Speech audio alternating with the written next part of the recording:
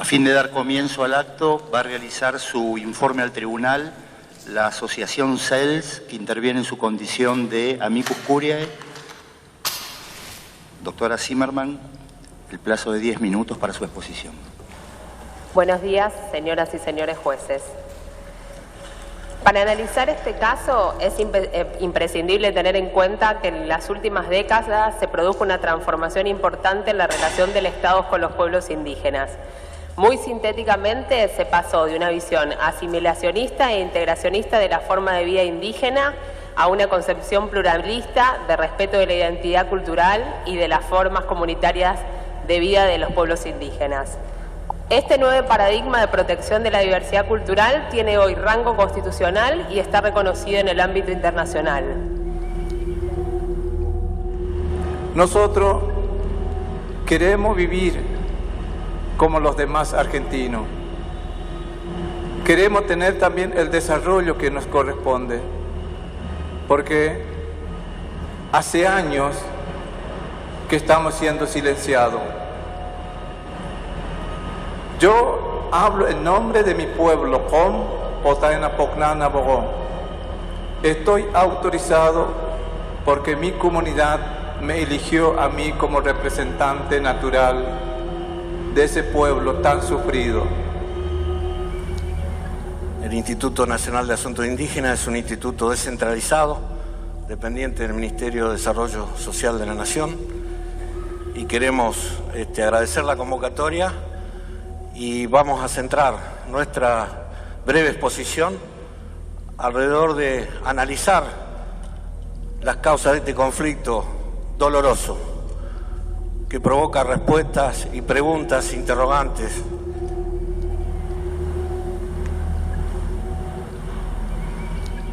Quiero señalar que la provincia que represento estima tener sólidos argumentos jurídicos y títulos suficientes que expondrá en el momento procesal oportuno que se le corra traslado de la demanda, si es menester. Pero no es menos cierto que tiene voluntad de diálogo excelentísima Corte y lo reafirma contundentemente en esta audiencia.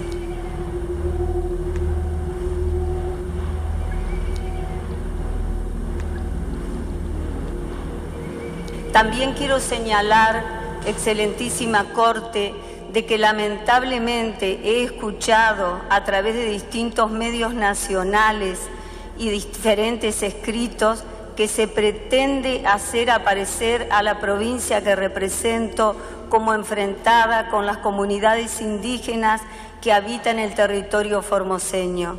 Nada más alejado de la realidad, a poco que se vea que en la provincia de Formosa existen 199 comunidades que hablan 3 lenguas con sus diferentes variedades y que tenemos excelente diálogo con todas las comunidades que habitan el suelo formoseño. El problema que nos ocupa, lamentable, tristísimo, que no minimizamos, está circunscrito a un sector de la colonia La Primavera, habitada por 444 familias que implican aproximadamente 1.990 habitantes. Reitero, doloroso, lamentable, que ha provocado división entre hermanos de un mismo pueblo, pero de manera alguna implica que tengamos problemas con los 40.000 indígenas que habitan el suelo formoseño.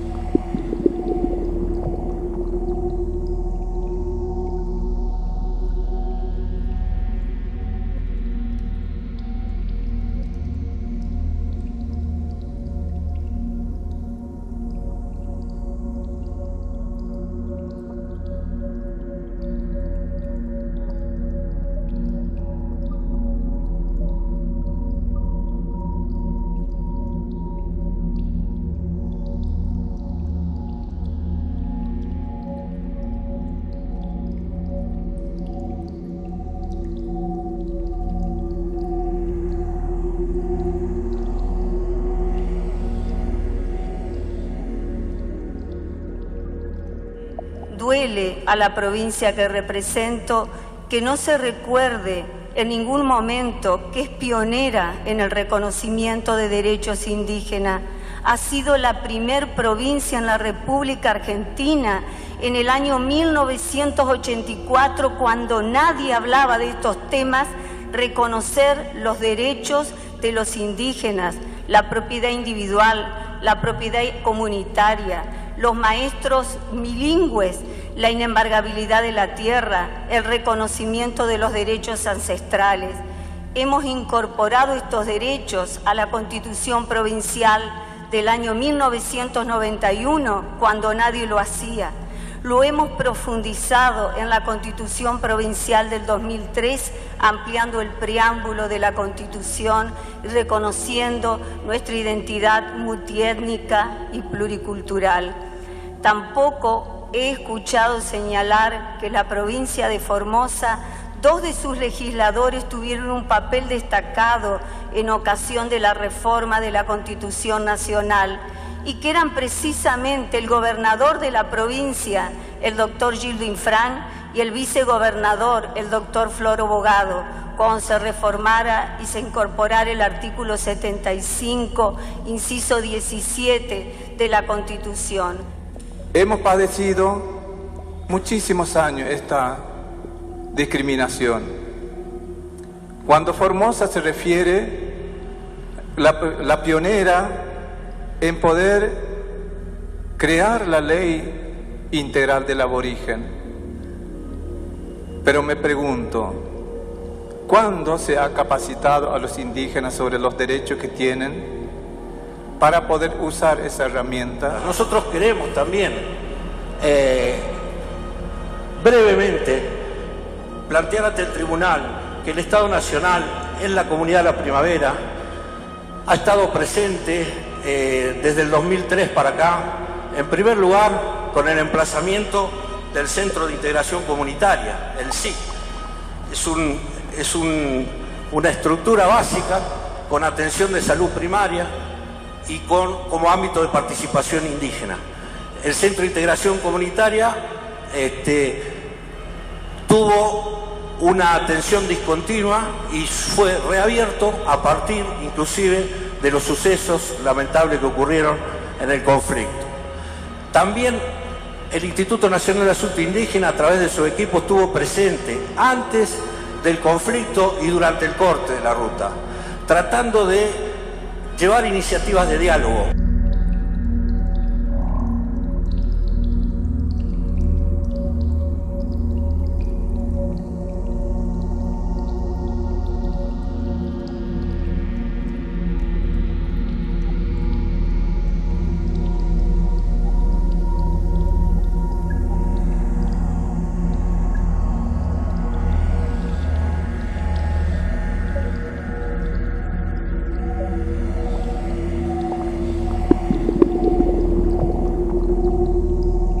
¿Cuáles son los principales estándares internacionales que el Estado argentino está incumpliendo en el caso de la comunidad Potae Napocna Nabogó La Primavera?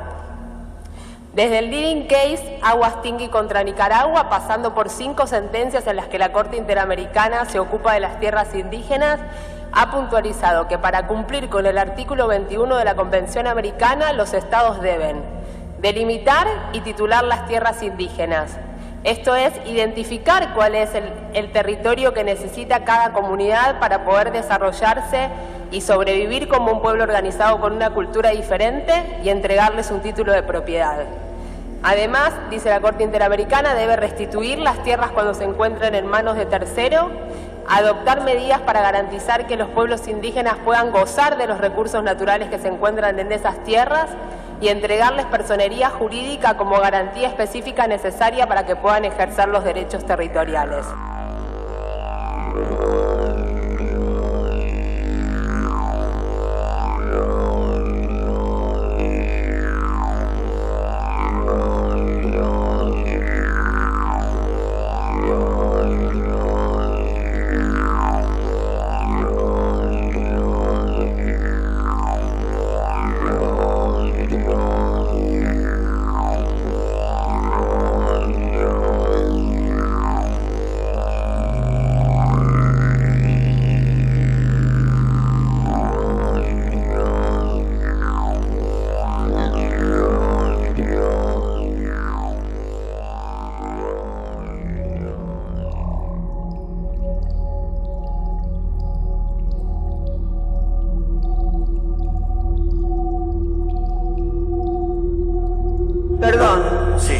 A ver, el Instituto Nacional, que son ustedes, ¿tienen conversaciones con el Instituto Provincial, por ejemplo, para esto de la doble personería y algunas de estas cosas? Bueno, una de las diferencias que le decía que existe en la interpretación es el tema de las personerías. Las provincias registraron o receptaron la realidad indígena antes de la Constitución de 1994 con los elementos que tenían. Por lo tanto, las encuadraron en las asociaciones civiles, reguladas por el Código Civil. En 1984, cuando se legisló en la provincia de Formosa sobre las cuestiones indígenas, es la primera vez que hay un reconocimiento expreso al otro distinto hacia las comunidades indígenas. En ese momento nosotros tuvimos que remontar un precedente de la Corte, que era el caso Lorenzo Guari, donde le desconocía totalmente la posibilidad de una personería jurídica. En el año 1985 se avanza con ese reconocimiento a través de la figura de la personería jurídica. Y ciertamente es una figura que ha sido llevada adelante por todas las comunidades, resolviendo sus conflictos internos al interior de esa figura jurídica que se fue llevando adelante. En relación con la personería jurídica existen los siguientes problemas. Primero, que la comunidad está inscrita en la provincia como una asociación civil que no es una figura capaz de regular y contener las formas de vida y de organización tradicional de las comunidades indígenas. Pero además, las autoridades de esa asociación civil no son las autoridades legítimamente elegidas por la comunidad. Este problema de inadecuación normativa y de falta de representatividad se resolvió a través de la Mesa Política de Diálogo y Trabajo, que empezó a funcionar el año pasado en Casa de Gobierno, luego de la violenta represión del año 2010 y de 5 meses de acampe que realizó la comunidad en la avenida 9 de Julio. Esa mesa política, que estuvo integrada por el Gobierno Nacional, el Gobierno de la provincia, la Defensoría General de la Nación, la Defensoría del Pueblo de la Nación y un conjunto de organismos de derechos humanos, tuvo como objetivo principal buscar soluciones al problema de la tierra. Sin embargo, no sirvió la mesa para encauzar ni una sola de los distintos problemas que tiene con la tierra la comunidad, pero sí fue efectiva para dirimir un conflicto de representatividad. Cuando el gobierno de la provincia se acercó a la mesa, se presentó con el presidente de la Asociación Civil, Cristino Sanabria, quien se ocupó de cuestionar y deslegitimar el reclamo de la comunidad. Entonces, producto de eso, en el marco de la mesa, se decidió celebrar elecciones en la comunidad. En junio del año pasado, el 25 de junio, la comunidad eligió entre Félix Díaz y Cristino Sanabria. Mi nombre es Cristino Sanabria, el nieto de Trifón Sanabria. Mi papá, Fernando Sanabria, cacique de la comunidad Primavera. Tiene 95 años.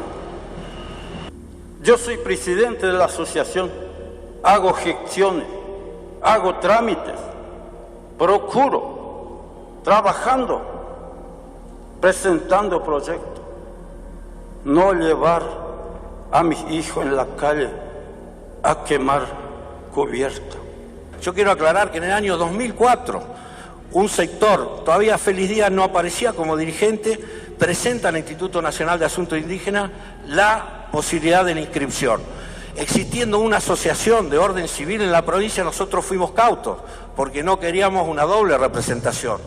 Pero luego el proceso avanzó y llegamos a esta decisión consensuada en la mesa de diálogo de ir a elecciones para elegir el representante.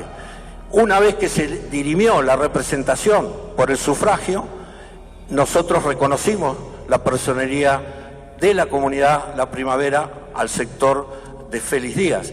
Luego de que Félix Díaz ganara con más del doble de los votos a Cristino Sanabria, el Estado Nacional le entregó la personería jurídica de derecho indígena, reconociendo a la comunidad y a Félix Díaz como máxima autoridad. Y de esa manera reconocía también las formas de organización social y política que tiene esta comunidad.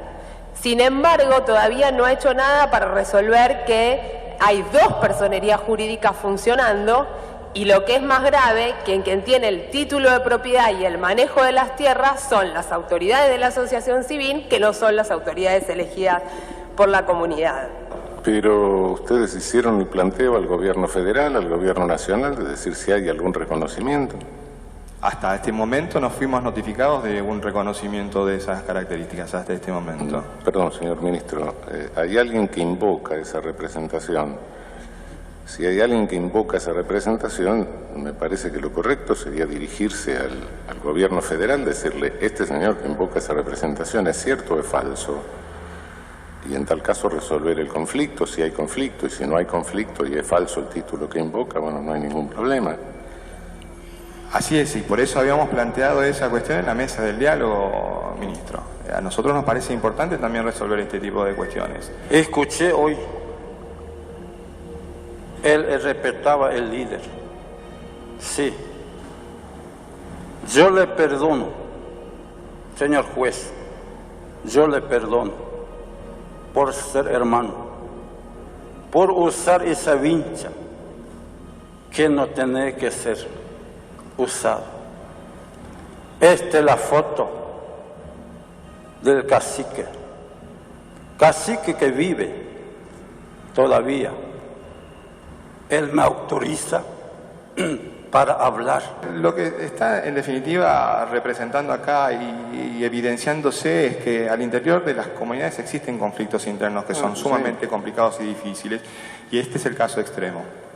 Sí, no, el conflicto interno, bueno, eso es normal, hay conflicto en todos lados. No, el problema es el conflicto institucional, si es que realmente hay un reconocimiento nacional distinto al provincial o no hay ese reconocimiento. Esa es la cuestión primera a dilucidar. Y bueno, decir, bueno, ¿cómo se unifica la representación? ¿Cómo se unifica la personería? ¿Con quién estoy hablando? Si no identificamos primero con quién estamos hablando, es difícil llegar a un acuerdo. Así es. Estamos de acuerdo. Sí, una sola pregunta más.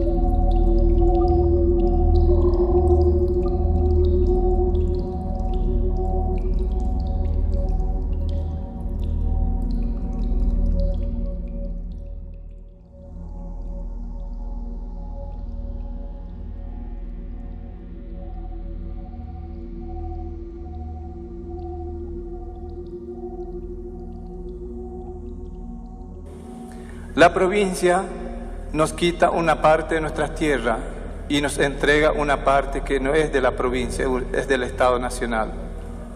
Y el Estado Nacional nunca ha dicho nada. Se puede llevar al todo o nada un conflicto por de 5.187 hectáreas, pasar a 600 más. Se puede desalojar una ruta de 86, ocupada por 86 personas con 2 muertes.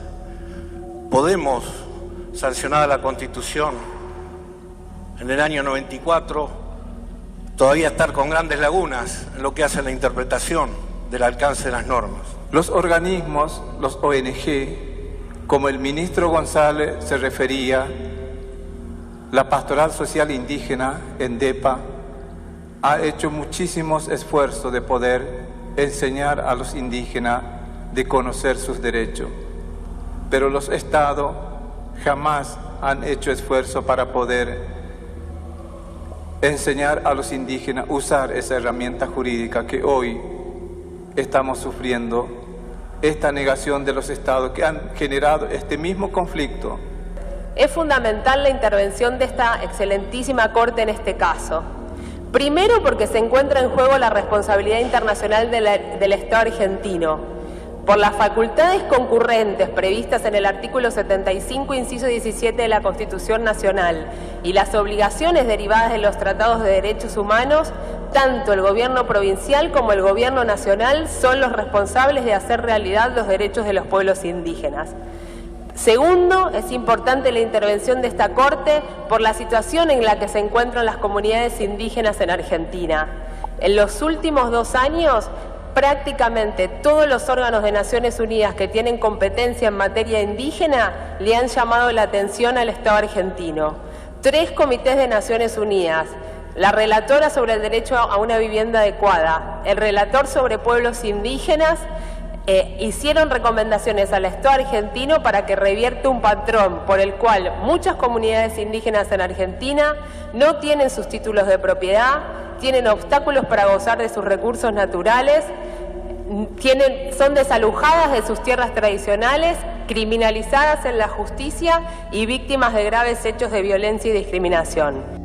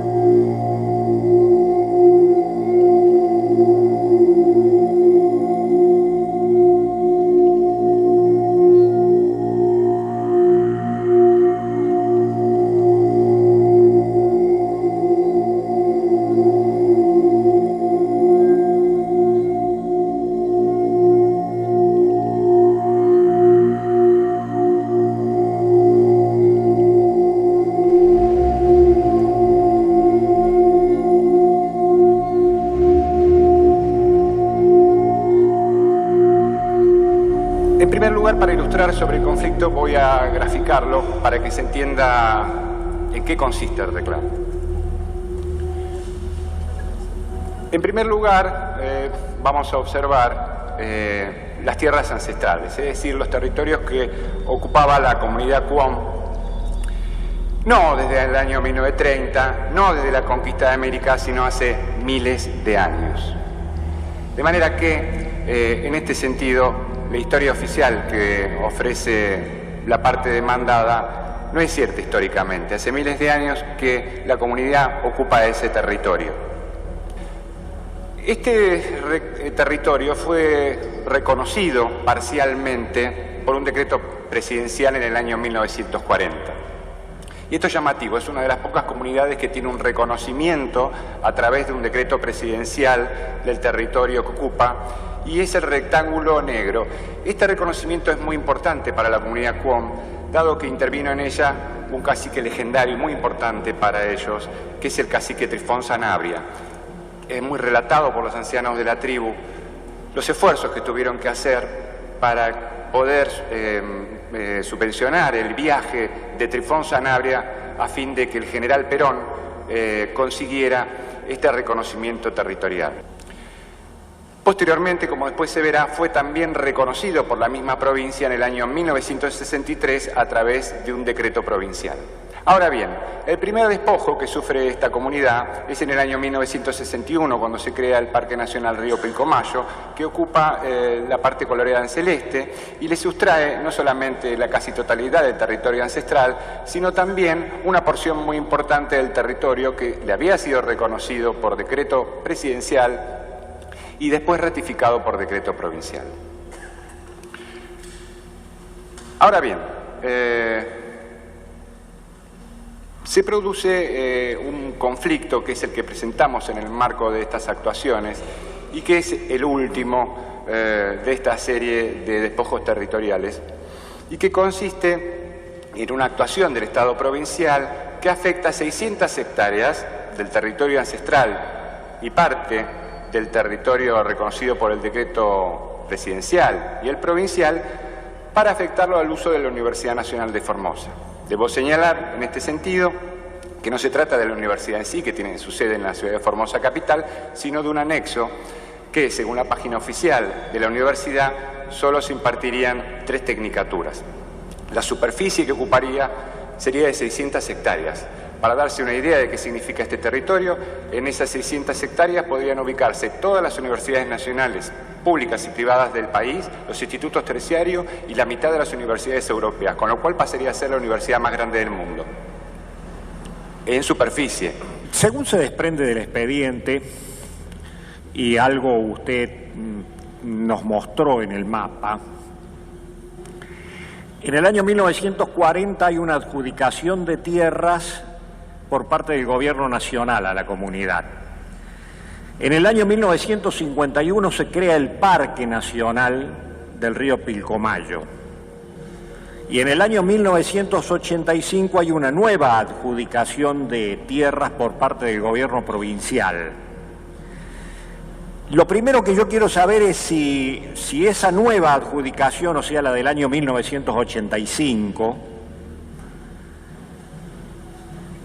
toman parte de lo que es el Parque Nacional del río Pilcomayo. En el año 1985 lo que existe es una escritura por la cual el representante de la sociedad civil, La Primavera, acepta una transferencia gratuita del Estado provincial.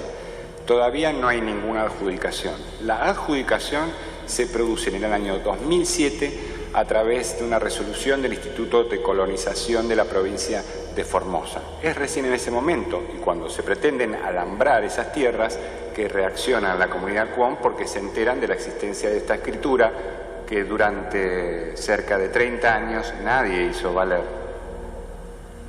Y ahí es donde se produce este conflicto. Y sí, en esa escritura y en la posterior adjudicación del Instituto de Colonización están superponiéndose, están entregando tierras de parques nacionales. ¿Han existido reclamos formales sobre la provincia o sobre la nación con respecto a esta adjudicación sobre tierras de parques nacionales? No, nunca, y de hecho ese territorio está alambrado, custodiado por guardaparques permanentemente, de manera que no hay reclamos de la provincia a parques nacionales, ni jurídicos ni fácticos. ¿La comunidad tiene parte de tierras de los parques nacionales en este momento? ¿Está sentada sobre parte del parque nacional? Sí. Parte de parques nacionales se superpone con el territorio otorgado por decreto presidencial del año 1940. Con respecto a parques nacionales, una cosa, hasta tal punto se invadió el territorio ancestral que dentro del Parque Nacional está el cementerio de la comunidad. Y aquí debo destacar un cambio de actitud de parques nacionales. Según me han reconocido integrantes de parques nacionales, hasta hace relativamente poco, los indígenas eran apaleados cuando entraban a parques nacionales, a cazar, a pescar o a pretender visitar a sus muertos. En los últimos tiempos las cosas han cambiado en la práctica a través de instrucciones dadas por el intendente del lugar y se les permite entrar y el acceso al cementerio es libre, es decir, está permitido. Hay una tranquera, yo he ido al cementerio y he podido entrar libremente, pero es territorio de parques nacionales. Buen día, señores jueces. Muchas gracias por escucharnos.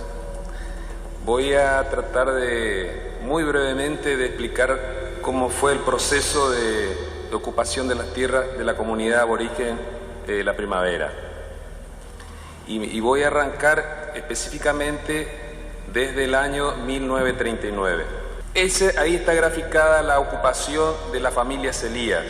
Rosario y Cecilio Celía, una familia que vinieron del Paraguay, se instalaron en la provincia de Formosa. Incluso hay antecedente que anterior al año 39 ya estaban ocupando. Pero en el año 39, donde tenemos registros, están los expedientes donde están instalados y trabajando la familia Celía, es esa la ocupación, el gráfico original del año 1939. En el año 1940, como se dijo acá, por decreto nacional se establece que la legua A y B de la sección tercera de la colonia Laguna Blanca es para la comunidad aborigen de La Primavera. Son 5.000 hectáreas. Esto es así, literalmente era lo que pertenecía a la comunidad aborigen, pero no estaba ocupada la legua A y B totalmente por la comunidad. Existían dentro de estas dos leguas muchas familias criollas. Hay registros en los expedientes del Instituto de Colonización donde se establece que había alrededor de 600 familias de criollos dentro de esa. No estar debidamente registrados, son manifestaciones de pobladores antiguos. Pero se dice que había alrededor de 600 familias dentro de la legua A y B que pertenecía a la reserva de la comunidad de La Primavera. En el año 77, dentro del gobierno militar, llega la orden de que había que liberar las tierras, las 5.000 hectáreas, y entregarlas totalmente a la comunidad aborigen La Primavera.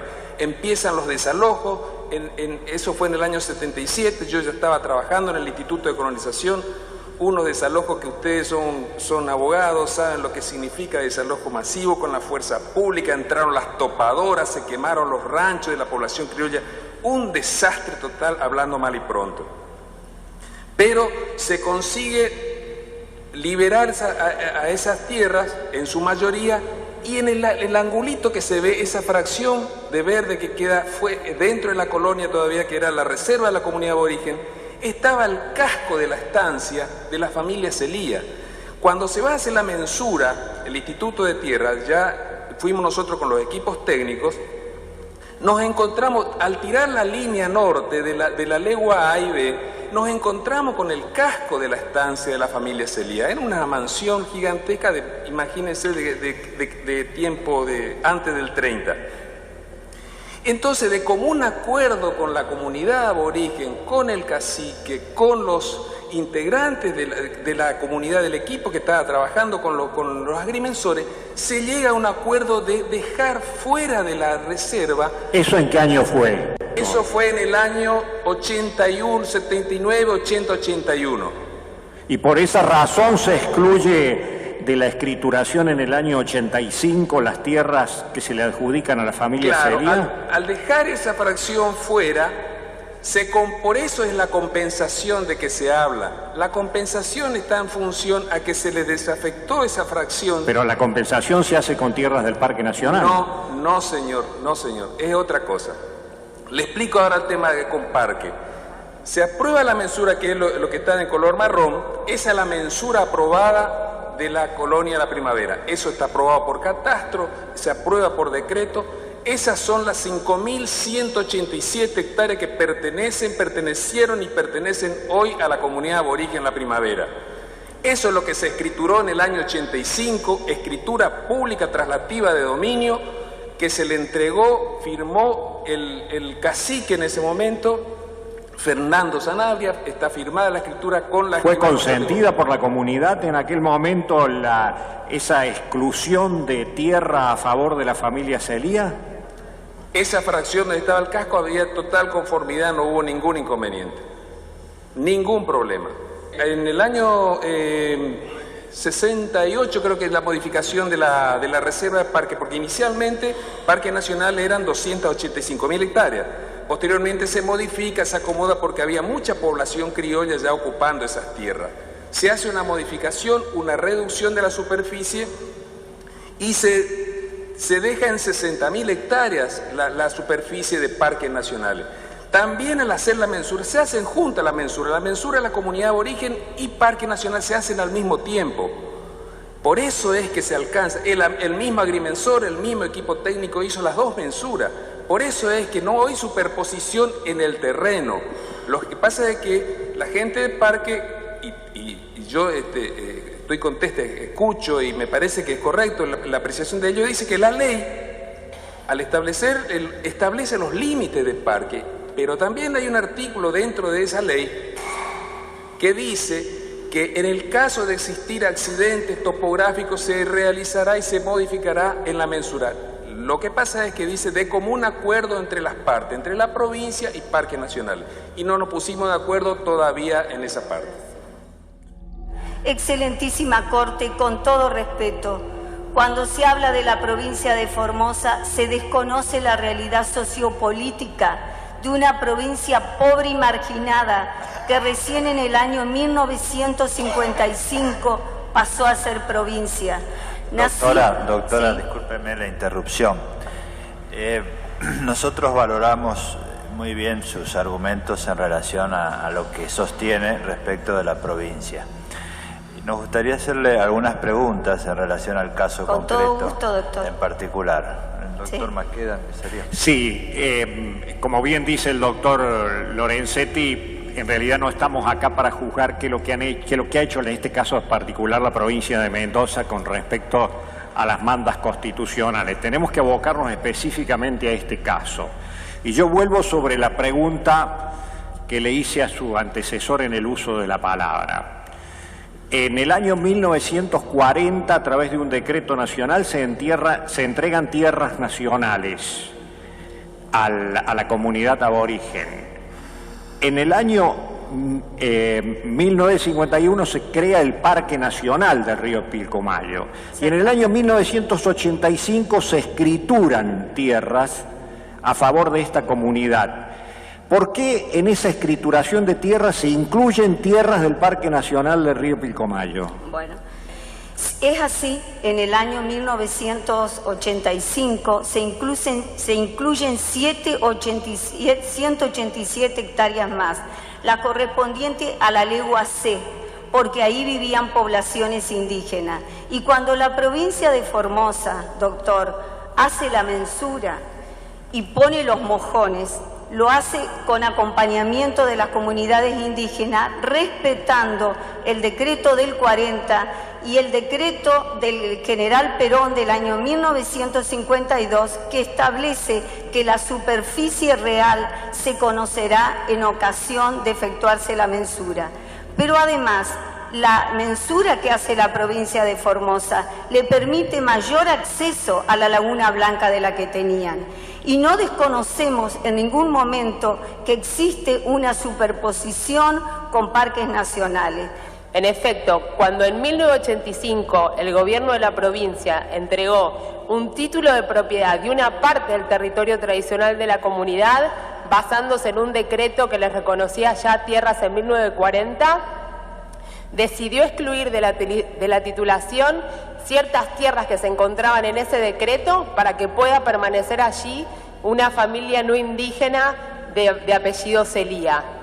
En el 2007 el gobierno de la provincia decide recuperar parte de esas tierras que estaba ocupando la familia Celía y paradójicamente, en vez de restituirlas a la comunidad, las cedió para la construcción de un instituto universitario. Por su parte, el Estado Nacional no ha hecho nada para resolver el problema de que en el título que tiene la comunidad hay tierras que pertenecen a la vez a la jurisdicción del Parque Nacional Río Pilcomayo.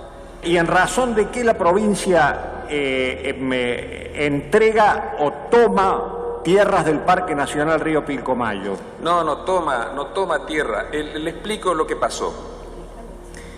En el año 40, cuando se hizo la reserva de la legua A y B. Lo que pasa es que en la legua B de la sección tercera estaba la Laguna Blanca. Entonces, lo que era Parque Nacional y la reserva de la comunidad aborigen compartían la Laguna Blanca.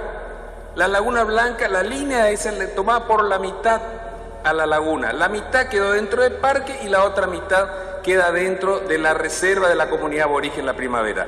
Lo que pasa es que hay que analizar conceptualmente qué es lo que hace Parque Nacional, por qué pide la reserva Parque Nacional, porque Parque Nacional lo que hace es protección, recuperación de ambientes, y para Parque, lógicamente, que la laguna es un ambiente a proteger, a recuperar y a conservar. También está el interés de la comunidad, que la comunidad quiere tener acceso a la laguna. Ese es si se puede llamar algún tipo de conflicto que existen entre ambas partes, el compartir esa laguna. La mitad, si se respeta la legua A y B de la colonia de origen La Primavera, queda la mitad de la Laguna Blanca dentro de la propiedad de los aborígenes, y la otra mitad queda dentro del parque. Esa Laguna Blanca, que es una laguna para nosotros sagrada, es lo que nos hace desesperar. Cuando recibimos noticias de diferentes lados de que Laguna Blanca está fuera de nuestras manos. Tenemos que estar pidiendo permiso para ir a pescar. ¿Por qué? Porque es un espacio donde se creó una ley, un espacio de conservación que no se puede usar. Cuando nosotros queremos ir a poner en práctica nuestra forma cultural, nuestra relación espiritual con la naturaleza, no tenemos a dónde ir. Este problema con parques nacionales genera también que la comunidad tenga dificultades para controlar y acceder a los recursos naturales que se encuentran en el parque. Y eso se ve agravado por la circunstancia de que en tierras indígenas hay terceros que desarrollan actividad ganadera y el ganado destruye y contamina las plantaciones y los recursos naturales de los indígenas. Lo que se va a instalar es una facultad de ingeniería en producción agropecuaria. Y les quiero contar también, de paso, 2 segunditos, que toda la zona este, la noreste de la provincia de Formosa, tiene un potencial productivo muy grande. Estas 5.000 hectáreas de las que estamos hablando de la comunidad aborigen La Primavera, probablemente sean las mejores tierras que tiene la provincia de Formosa. En cuanto a suelo, en cuanto a posibilidades, tiene agua, tiene toda la potencialidad necesaria. Bueno, la universidad viene a reafirmar lo que ha contestado oportunamente al señor juez federal número 1 de Formosa y también al defensor ad hoc del Ministerio Público, el doctor Mantaras. Y nuestra postura es la realidad, en el sentido que no tenemos pretensiones bajo ningún punto de vista de tener tenencia o posesión o lo que sea de la tierra de los hermanos aborígenes. En ese sentido, estamos totalmente fuera de esta cuestión jurídica y queremos reafirmar eso y decirlo concretamente delante de todos, fundamentalmente ante ustedes, de que la universidad nunca se vio involucrada en cuestiones y conflictos de tenencia de la tierra. ¿Y esas tierras estaban como habitadas con anterioridad en el momento en que se decide hacer el instituto universitario? ¿Esas tierras estaban habitadas por la comunidad? Sí, el tema es el siguiente. Toda la comunidad, para que se entienda, no tiene un dominio efectivo, de hecho, sobre todo el territorio. Hay muchos núcleos de asentamientos criollos, como ellos le dicen, donde existe una tolerancia pacífica en la convivencia. No son tierras de los criollos, pero hay una convivencia pacífica. En esa parte que se superpone con el rectángulo estaba la familia Celía, que el propio Instituto de Colonización reconoció que no tenía ningún derecho salvo el de mejoras. La indemnización que le dan por esto es por las mejoras. No tienen ni propiedad, ni arrendamiento, ni ningún título que se parezca. El tema es que hasta el año 2008 los indígenas podrían entrar libremente en esas tierras, cazar, pescar, recolectar leña, es decir, que más o menos estaba una convivencia pacífica y lo dejaban estar en tanto no interferían con su vida indígena. Pero en el año 2008, cuando se realiza esta esterilización de voluntad de parte de la provincia, alambran y delimitan el terreno y no los dejan pasar más. De hecho, hay una fuerza policial provincial custodiando este alambrado. En el momento de comenzar los trabajos para la construcción de las instalaciones del Instituto Universitario, hemos escuchado acá a quien lo antecedió en el uso de la palabra, el defensor, decir de que esas tierras se encontraban ocupadas. ¿Qué pasó? Desmiento totalmente. Le explico por qué. Enviamos nosotros, la provincia contrata un agrimensor particular para hacer la mensura a esas 600 hectáreas. Es un agrimensor que no tiene relación con el Estado, solamente es contractual. Trabajaron hermanos aborígenes en la delimitación de esa reserva. El agrimensor manifiesta que no había nadie, ningún aborigen viviendo en esas 648 hectáreas que dio la superficie final de esa mensura. Con seguridad, en el año 2008-2009, que se aprueba la mensura para el instituto, no había ningún aborigen viviendo en esa zona. Pero propuestas concretas de solución de este conflicto, ¿cuáles serían? Es decir, acá el conflicto, más allá del reconocimiento de las tierras originarias, hay un problema derivado de la instalación del instituto universitario. Sí. En las mejores tierras de la provincia, conforme ustedes señalan. ¿No hay posibilidad de instalarlo en otro lado? Todo puede ser objeto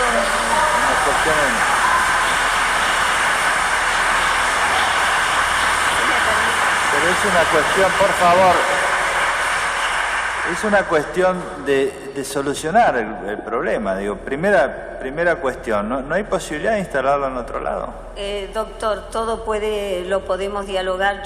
La doctora preguntaba recién, la doctora, si ha habido alguna posibilidad de diálogo. Yo personalmente lo he invitado al señor Félix Díaz que venga a la Fiscalía de Estado a tratar de hablar todos estos Está temas. Bien, yo entiendo, todos entendemos que hay diálogo y hay dificultades para dialogar, pero las propuestas deben ser concretas. Bueno, estas son las que yo le digo, estas son propuestas, todo puede ser en un diálogo. Si la provincia está abierta, puede ser motivo de diálogo. No estamos cerrados a ninguna posibilidad de diálogo y al tratamiento de todos los temas, doctor. Por eso estamos acá. Esas 600 hectáreas podrían ser reemplazadas sin desmedro de la calidad de enseñanza, de las condiciones de la tierra, etcétera, por otras 600 hectáreas en otro lugar de la provincia. La verdad que, como le dije... ¿O hay alguna razón específica para que sean esas y no otras? La universidad no tiene, ¿cómo le puedo decir?, injerencia en la elección o la selección de tierras. Directamente a nosotros se nos ofrece la oportunidad de llevar una carrera X a un determinado lugar y lo hacemos porque es nuestra obligación.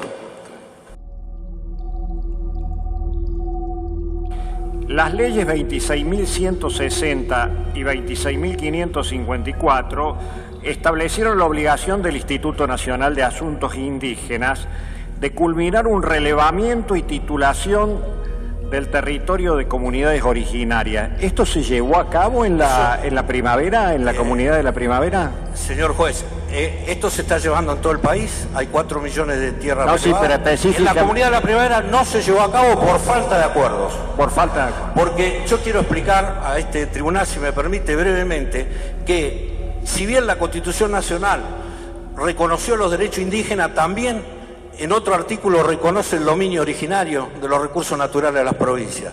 Por lo tanto, para relevar la tierra es política del Estado Nacional firmar acuerdos con las provincias para efectuar ese relevamiento. Lamentablemente, en el caso de Formosa, no hemos llegado al acuerdo operativo para llevar adelante ese relevamiento. Hay un acuerdo marco que expresa una voluntad, pero no el operativo, que es el que lo efectiviza.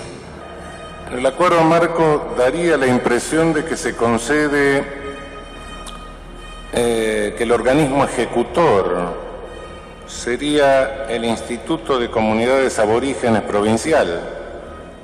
Sí, en realidad quien ejecuta... Aunque la ley, la 26.160, establece que es otro cuerpo, otro organismo. Quien ejecuta el relevamiento en términos operativos es el equipo técnico, el relevamiento que no se constituyó, porque no se firmó el convenio complementario. El marco es la voluntad de concurrencia de nación y provincia. Pero el convenio específico que firmamos con todas las provincias, menos Neuquén, que estamos a punto de firmar, y Formosa, con todas las provincias está firmado, el convenio específico da participación indígena en el relevamiento. Nosotros no realizamos un solo relevamiento sin participación indígena. Y así está pensado en el caso de ser posible en la primavera, pero tiene que haber acuerdos en términos operativos para el convenio específico. ¿Y se realizaron gestiones ante la provincia por parte del instituto para tratar de zanjar esta situación? Sí, ha sido numerosas las gestiones. La verdad que siempre, nunca es tarde para esto, aunque lamentamos el tiempo perdido. Nosotros entendemos que debe reanudarse la mesa de diálogo. Dentro de esa mesa de diálogo nacional estaba propuesto la realización del relevamiento en toda la provincia de Formosa y en particular en la primavera, porque en la primavera hay que hacer un relevamiento especial, dado que hay un título y una mensura. Por lo tanto, hay que partir de ese título y mensura y verificar la ocupación. Nosotros estamos totalmente dispuestos a realizar ese tipo de tareas. Ahora, es política de la Presidenta de la Nación, de la Ministra Alicia Kirchner, de trabajar en un marco de concurrencia con las provincias. Cuando una provincia no suscribe el acuerdo, hay una suspensión de la aplicación de la ley, con lo cual produce estas lagunas que lamentablemente en el caso de la primavera se han expresado, ¿no? El tema de la ancestralidad es un tema profundo, pero que alrededor del tema tierra debe buscarse alternativas. Y una de las cuestiones que contribuye al conflicto es la falta de delimitación territorial de las compensaciones, como se ha hablado acá, que oportunamente fueron entregadas. Sobre los lotes A y B, que forman cuadrados perfectos, hay 5.000 hectáreas.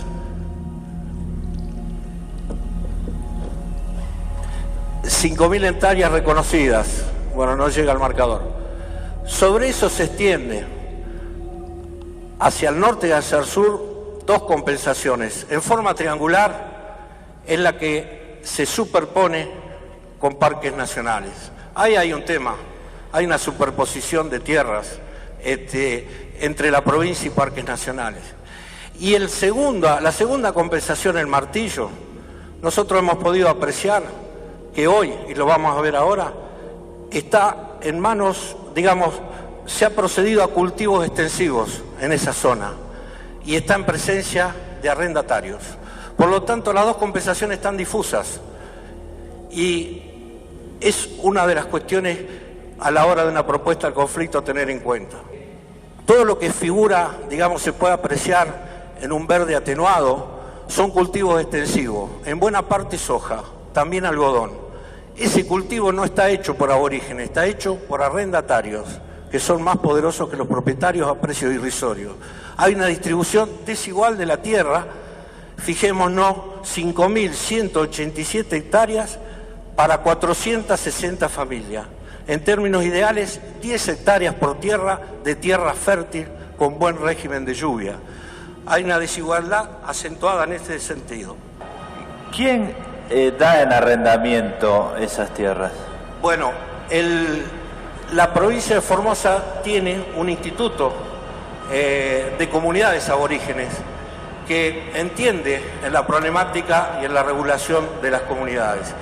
Nosotros, en la mesa de diálogo que quiero rescatar, que fue convocada luego de que este conflicto provincial... Pero usted dijo que hay tierras dentro de esa zona de las Marcó y tierras dadas en arrendamiento. Sí. Uno es el que alquila y hace la explotación. ¿Quién le da el arrendamiento? ¿La comunidad? Arrendamiento se hace con negociaciones con los propios indígenas. Pero hay arrendatarios que vienen y son traídos. El que debiera regular es el instituto, perdón levanto la voz, no escucho bien, es el Instituto de Comunidades Aborígenes de la provincia de Formosa. ¿El instituto da en arrendamiento? No, debiera regular. ¿Quién firma un contrato en representación del resto de la comunidad? No, firma el contrato el aborigen, en algunos casos... ¿Un aborigen? Un aborigen y un arrendatario no aborigen. Esta es parte de una realidad, no toda la realidad, pero una realidad en la comunidad de la primavera. Perdón, yo no me quedó claro algo. Si en el convenio marco se le da la categoría de organismo ejecutor del relevamiento al Instituto de Comunidades Aborígenes, y el Instituto de Comunidades Aborígenes es el que se encarga de los arrendamientos... No, bueno. No, parece...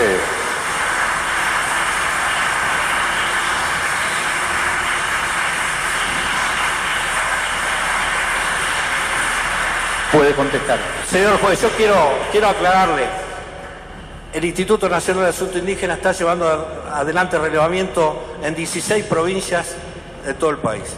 Más de 800 comunidades. En ningún caso el relevamiento se hace sin participación de los miembros de la comunidad. El hecho que sea organismo ejecutor no quiere decir que la representación indígena no esté presente cuando nosotros hacemos relevamiento, porque es motivo de otro convenio, que es el convenio específico. Ahora, nosotros no podemos, así lo entiende el gobierno nacional, desconocer. Hay 6 provincias que tienen institutos provinciales indígenas. Lo tiene el Chaco, lo tiene Río Negro, lo tiene Santa Fe, lo tiene Jujuy, lo tiene Misiones. Salta también ha creado. Entonces, ¿cómo hacemos nosotros, habiendo facultades concurrentes con las provincias en términos territoriales y en cuestiones de inscripción, desconocer los organismos indígenas constituidos por las provincias? Pero lo que nos asegura a nosotros el convenio específico, señor juez, que le puedo garantizar que ese convenio específico está integrado por organismos técnicos, universidades y representación indígena. Nada más, muchas gracias.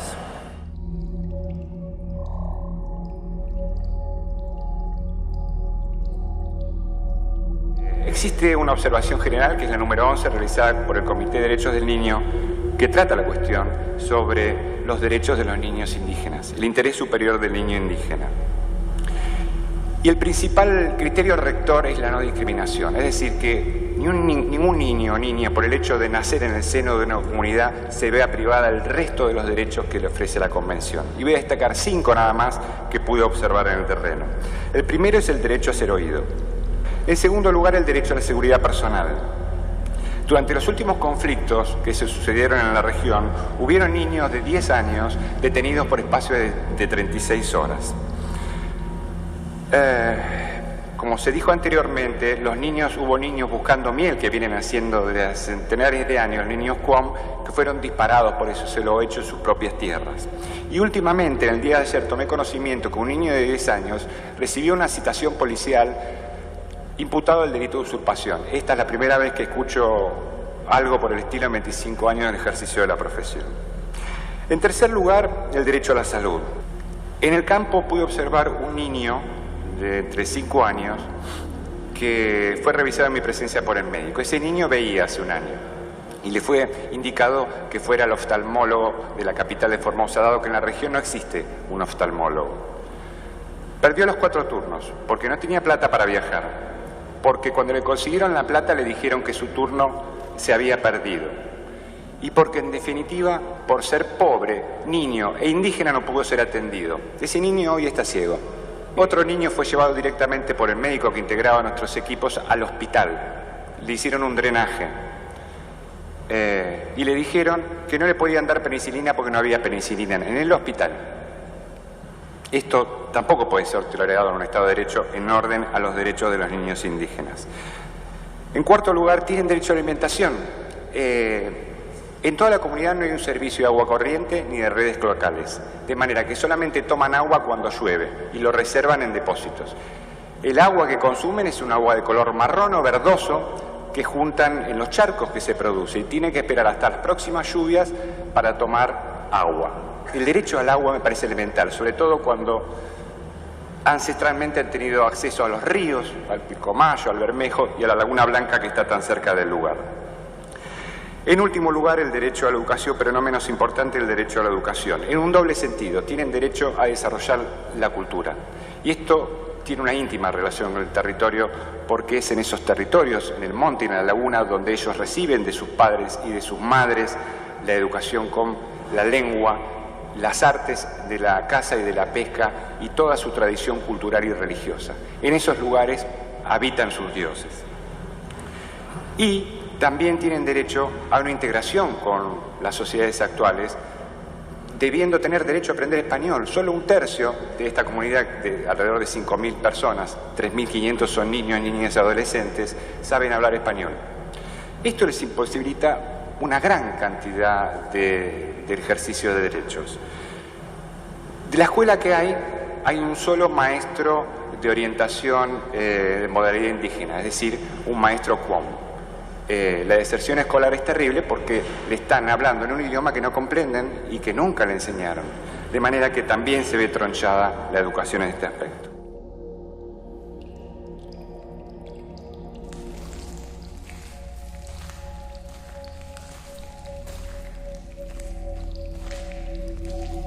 ¿Cuáles son las consecuencias de la falta de implementación del derecho a la tierra y al territorio. La primera y central consecuencia es que la comunidad no puede desarrollarse conforme a sus pautas culturales y por lo tanto conforme al paradigma de protección de la diversidad cultural. Pero además, la falta de definición sobre el problema de la tierra ha dado lugar a distintas estrategias de lucha por el territorio que a su vez dieron lugar a múltiples formas de violencia. Además de la violenta represión que sufrieron en noviembre de 2010, la comunidad debe soportar hoy enfrentarse a una justicia que los investiga a ellos por los hechos vinculados con la represión, es decir, a los miembros de la comunidad, en la que en la actualidad no se desarrolla una sola línea de investigación dirigida a sancionar a los responsables por los abusos cometidos en el marco de la represión y en la que se activan causas penales en la que se los acusa como usurpadores en sus propias tierras. En sentido contrario, cuando la comunidad denuncia hechos de agresión y violencia, estos no son investigados con seriedad. Con anterioridad a la represión se denunciaron 15 hechos de violencia y agresiones, de los cuales 14 fueron archivados. Los integrantes de la comunidad son discriminados por ser integrantes de la comunidad. Son provocados. Esto lo pude observar y ha pasado delante mío en esta visita. Los integrantes de la comunidad tienen una paciencia infinita y no responden de ningún modo a las agresiones y provocaciones de que son objeto constantemente. Ha habido un pronunciamiento de la Comisión Interamericana de Derechos Humanos. ¿Qué medidas ha tomado la provincia, si es que ha tomado alguna medida, para garantizar la vida e integridad de los miembros de la comunidad de acuerdo al pronunciamiento de la Comisión Interamericana? El pronunciamiento de la medida cautelar ordenada por la Comisión Interamericana de Derechos Humanos fue notificada al Estado Nacional.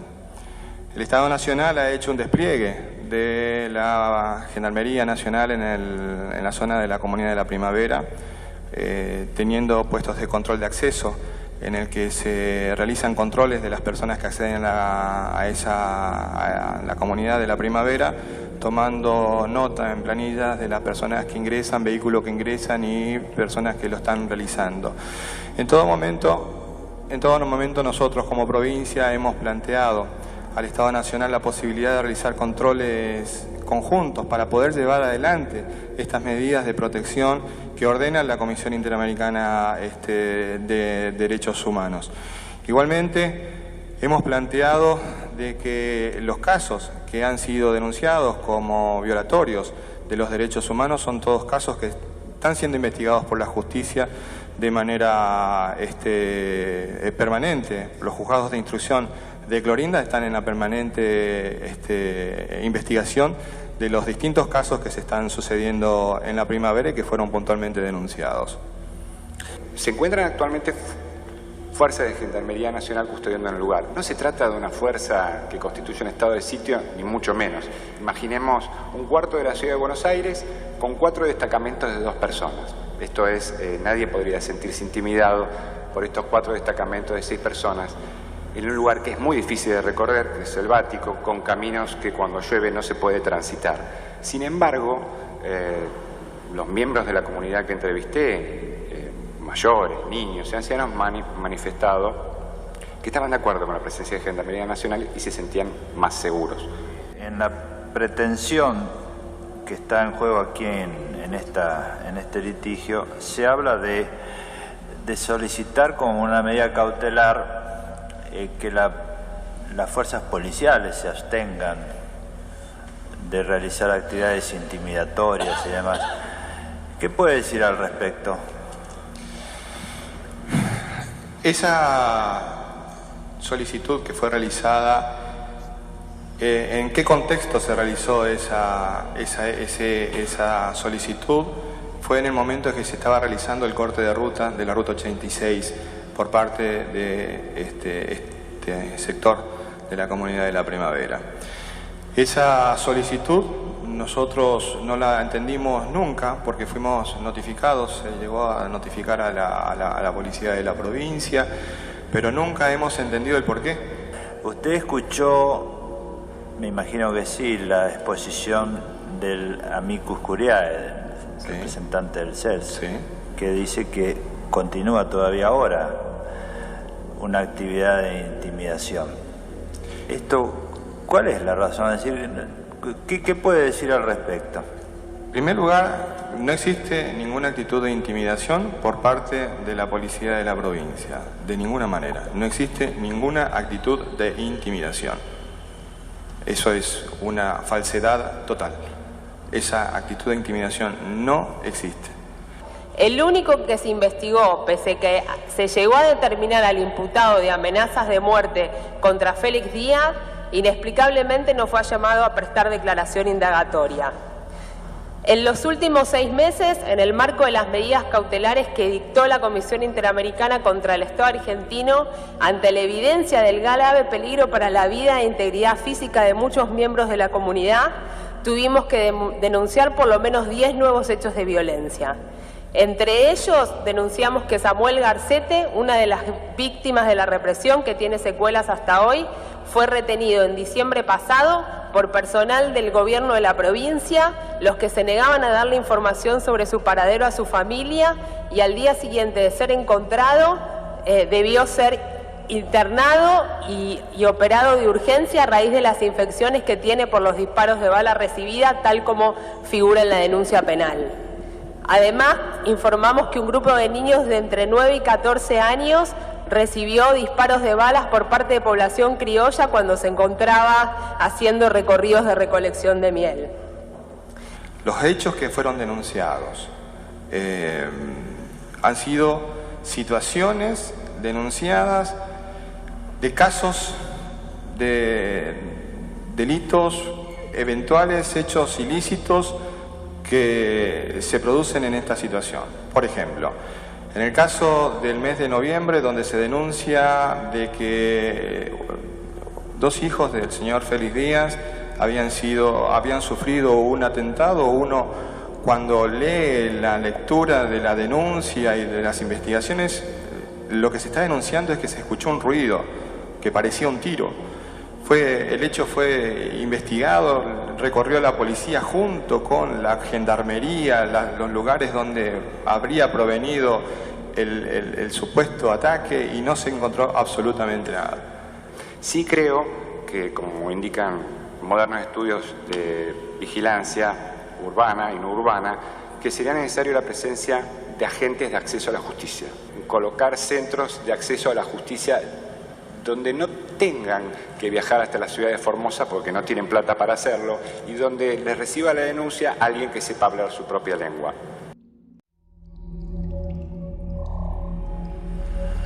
Yo no sé si quisiera, si ustedes me permiten, tenemos 4 propuestas que van en correlación con estas causas, que nos parece importante que se evalúe.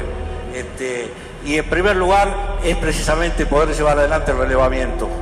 Es necesario, tanto, y esto no va en desmedro de la Constitución de la provincia de Formosa ni de sus leyes provinciales, pero es necesario relevar, y relevar especialmente la comunidad. También es necesario superar las asimetrías internas. Nuestro ministerio efectuó un relevamiento social que ponemos a disposición de la Corte, muy completo en la situación de niñez, de familia, de protección social, del cobro de la asignación por hijo, y en ese sentido nosotros entendemos que es necesario avanzar en la protección social. También es necesario que la provincia y parques nacionales, juntamente con el INAI, se aboquen a determinar esta superposición, tanto de título como territorial, porque ahí hay una obstrucción al derecho indígena y esa compensación a los hechos no se ha podido ejercer. Yo quisiera preguntarle a los 2 representantes o a quien fuere el responsable si existe en este momento algún proceso de diálogo o negociación entre la provincia y la comunidad a fin de solucionar estos problemas. A nosotros nos pareció siempre importante encontrar un canal de diálogo en cualquier tipo de conflictos. La diversidad étnica de la provincia es sumamente grande.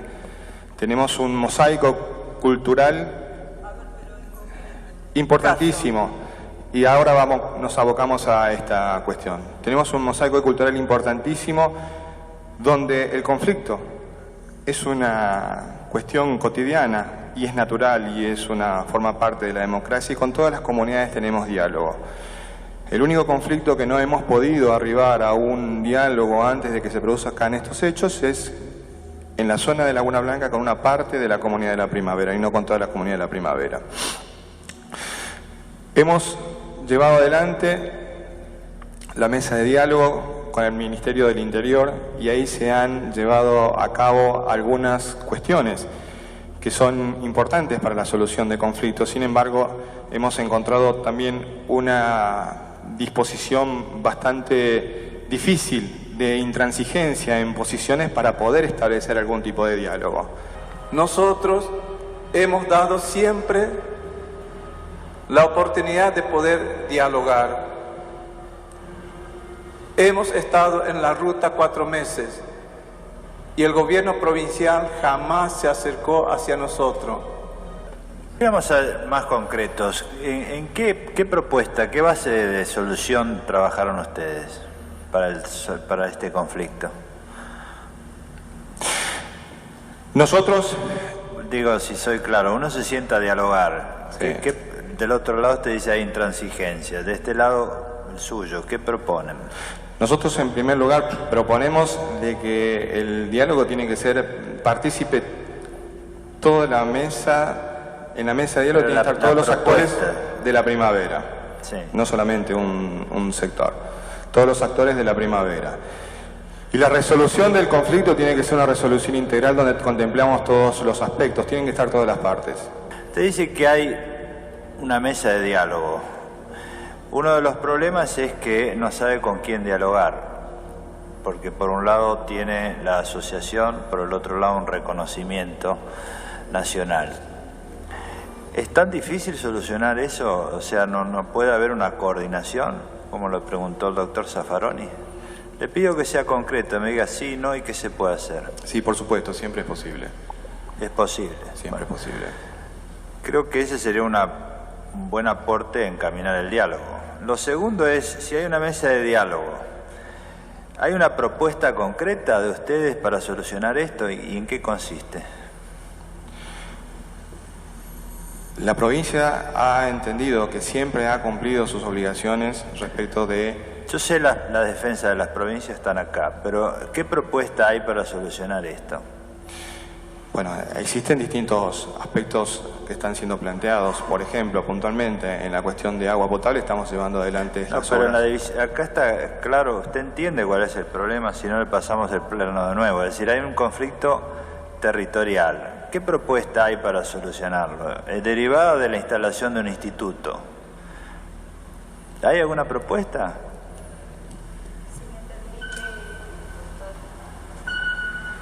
Nosotros tenemos 3 propuestas concretas para hacer. Una, hacer un relevamiento de las 5.187 hectáreas, a ver si hay intrusión en perjuicio de las comunidades, que participe el señor Feridía, los miembros de la comunidad, las autoridades del Instituto de Colonización y Tierras Fiscales, y que participen también los miembros del ICA y los veedores que la Corte determine. Que se verifique si hay alguna vulneración a la Ley 426 que impide el arrendamiento de tierras indígenas en perjuicio de los indígenas, vulnerando la Constitución provincial, que participen las mismas personas. Y con parques nacionales estamos en tratativa para presentar conjuntamente una acción declarativa de certeza para que se resuelva este conflicto. Queremos que el diálogo sea sincero con los gobiernos de la provincia y nación, y que los garantes que nos acompañaron y que nos acompañen sigan con esa presencia para poder estar garantizando el diálogo que sea transparente, humano, para que también nosotros tengamos la posibilidad de poder creer que la justicia existe, porque ahora estamos todavía peleando para tener acceso a la justicia. Muchas gracias.